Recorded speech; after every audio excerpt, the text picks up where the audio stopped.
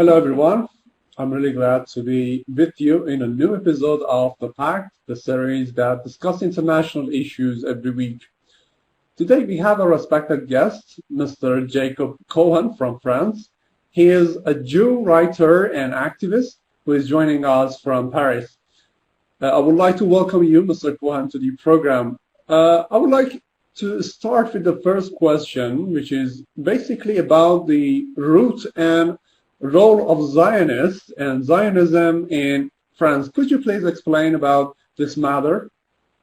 France was one of the closest friend of the new Zionist state in the 40s because it felt guilty about what happened during the war. And France helped Israel in the 50s, giving him arms and the atomic bomb, until 67, when de Gaulle cut the ties. Okay. But in France, there is probably one of the most powerful Zionist lobby, because there are thousands of Jews who infiltrated mostly the medias, and they are also in economic fields, advertising fields, publishing, and these people are called Sayanim, which means they help the Mossad also. And there is a powerful Zionist lobby called the CRIF, who gets almost all what he wants from the government, and the Jews have a kind of priority in the society above all the other communities. And we can also, for instance, right now say that naturally BDS is forbidden, and even probably there will be a law. How do you say that? I mean, if you criticize Israel, or if you are anti-Zionist, it would be considered as anti-Semitism. As anti-Semitism is forbidden by law, you can be prosecuted. So there is a real atmosphere of Zionist domination, Jewish domination on the French society. Okay, thank you. For the second question, I would like to know about the role of France in this crisis between Saudi Arabia and Yemen.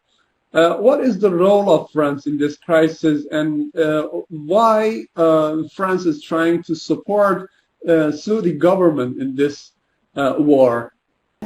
Okay, Saudi Arabia is probably one of the best clients for France and for other countries.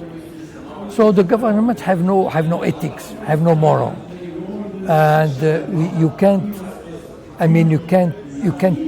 turn down a demand by Saudi Arabia. It's impossible. I mean, the states have no ethics, have no friends. They have only interest. Look at the prince. I don't know the name. Who killed Khashoggi? Now it's forgotten. So France has an interest. I mean, okay, it's a vital economical market to sell. I don't know how many billions of dollars each year.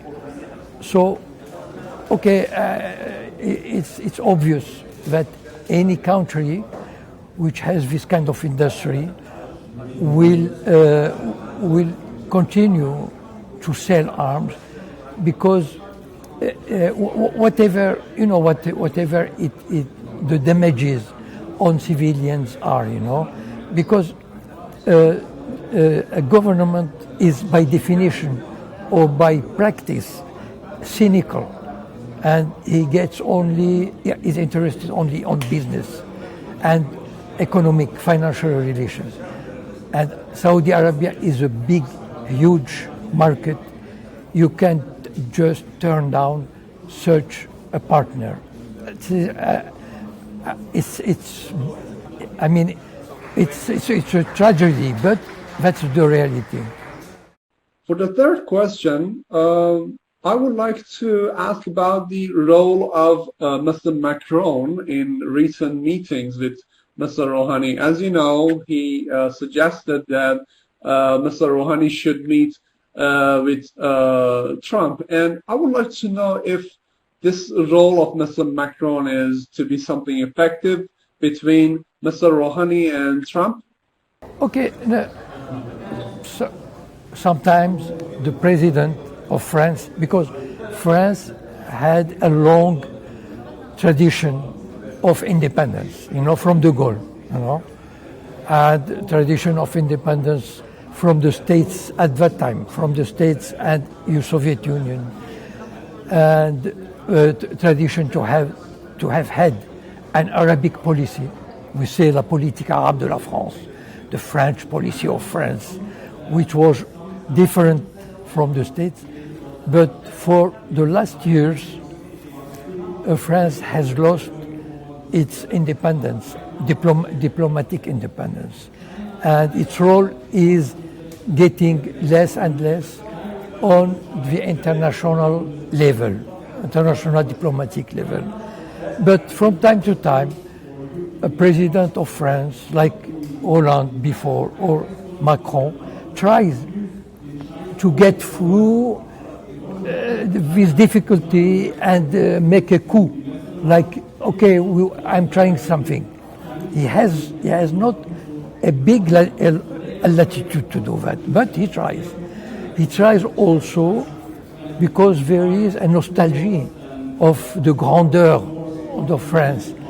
And he tries also because he is in a bad position on the internal plan, because there are the yellow vest, the manifestations, and he tries a coup. But I don't think he has a real power to do something, because, okay, he invited the Minister of Foreign Affairs, but the last word is in the hands of Trump.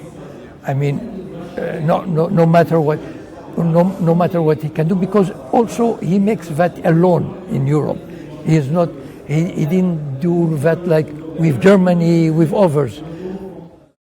Okay, thank you, Mr. Cohen, for your explanations. It was a great talk and meeting with you in this program. I would like to have you again on this program.